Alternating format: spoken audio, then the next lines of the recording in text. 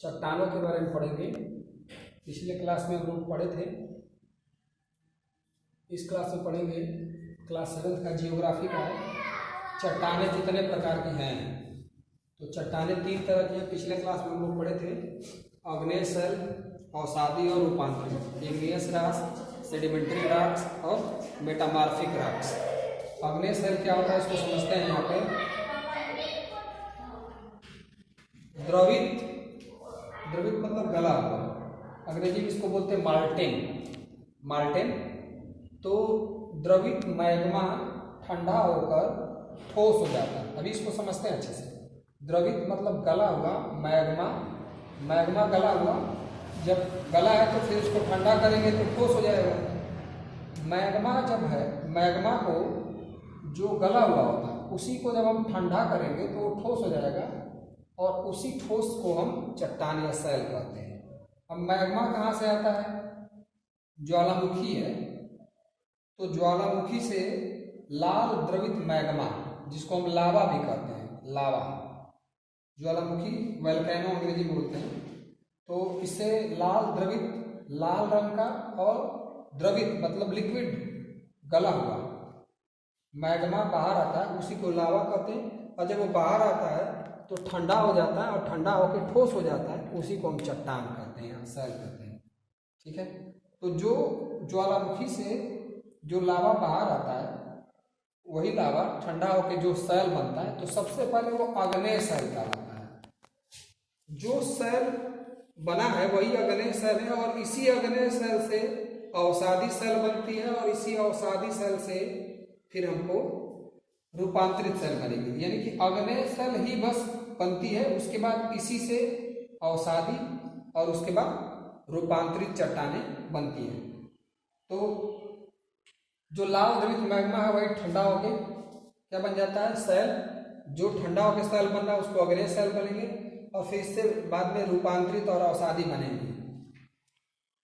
लावा जो है या मैग्मा पृथ्वी के आंतरिक भाग से, नीचे से निकलता है। मैग्मा के बारे में थोड़ा सा जान लें। इस मैग्मा जो निकलता है उसमें क्या क्या रहता है? तो सिलिकेट्स होता है। सिलिकेट्स क्या है? सिलिकॉन और ऑक्सीजन मिलके सिलिकेट्स बनाते हैं। मैग्मा में सिलिकेट्स होता है, जल होता है, जल की वाष्प होती है, और अन्य खनिज पदार्थ होते हैं। खनिज पदार्थ जिसमें सोडियम, पोटेशियम वगैरह हो सकता है। यह पृथ्वी के नीचे बनता है। निश्चित तौर पे मैग्मा नीचे बनेगा तभी तो बाहर आएगा, तो पृथ्वी के नीचे बनता है। जब मैग्मा जमीन सतह के बाहर आकर मतलब बनता है नीचे और बाहर आ जाता है, और ठंडा होकर ठोस बन जाता है, तो इसे हम बहिर्भेदी शैल कहते हैं। यानी बाहर आया और ठोस होकर ठंडा बन गया तो उसको बहिर्भेदी शैल बोलेंगे। कभी कभी मैग्मा अंदर ही रह जाता है, मैग्मा लिक्विड फॉर्म में।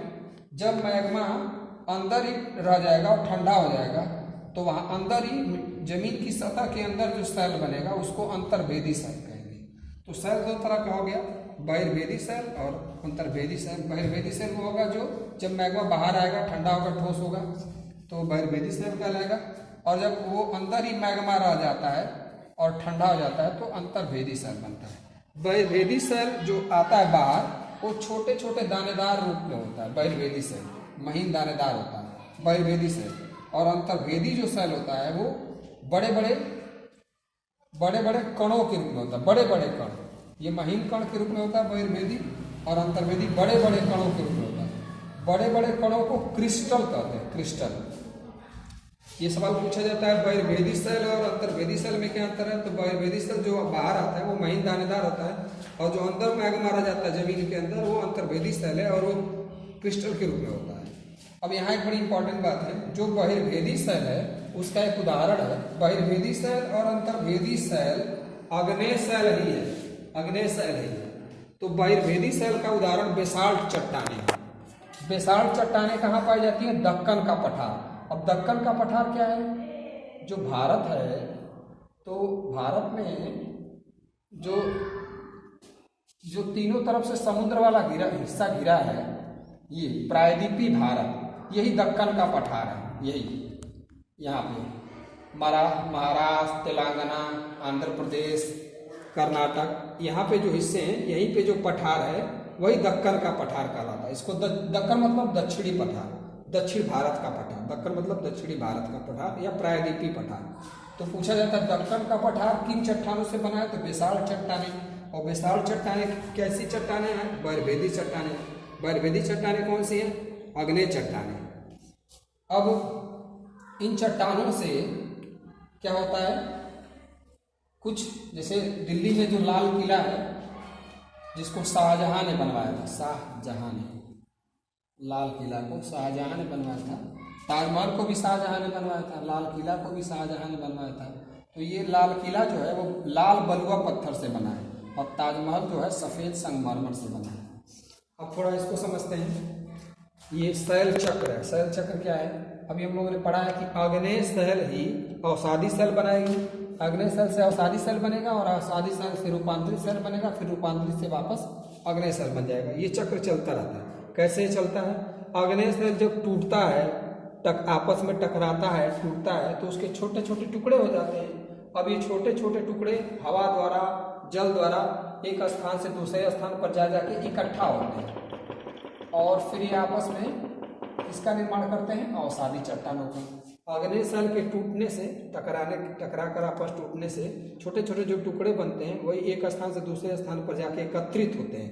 एकत्रित होते हैं, ध्यान रखना है, और एकत्रित होकर अवसादी चट्टानें बनाते हैं। अवसादी चट्टानें उच्च ताप पर और दाब पर क्या होती हैं, अपना रूप बदल लेती हैं।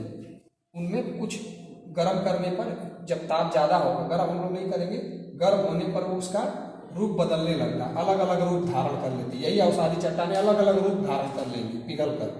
तो अलग अलग चट्टानें जो अलग अलग रूप की हो जाएंगी, अवसादी चट्टानें अलग अलग रूप ले लेंगी। तो अभी वही अवसादी चट्टानें रूपांतरित चट्टानें या कायांतरित चट्टानें कहलाएंगी। कायांतरित चट्टानें फिर उच्च ताप पर ये भी पिघल जाएंगी तो मैग्मा बन जाएगा, और फिर मैग्मा ये ठंडा होगा तो वापस आग्नेय शैल बन जाएगा। तो ये शैल चक्र है, एक चट्टान दूसरे चट्टान में बदलता रहता है। अब ये जीवाश्म क्या है, इसको समझते हैं। जो चट्टानें हैं, उन मान लीजिए कोई चट्टान है बहुत पहले, इसके अगल बगल में कोई जीव या पेड़ पौधा था, ढेर सारी चट्टानें हैं, और ये पौधा पहले भविष्य में भूतकाल में पौधा जीवित था, लेकिन चट्टानों के इधर उधर गिरने से इसके ऊपर ये पौधा डेड हो जाएगा और इसकी छाप इसके अंदर दबी रह जाएगी। इसका अवशेष चट्टानों के नीचे दबे मृत पौधों तथा जंतुओं के अवशेष जीवाश्म कहलाते हैं। शैलों के नीचे दबे पौधों या जंतुओं या दोनों, किसी का भी जो अवशेष है, मृत अवशेष, वही जीवाश्म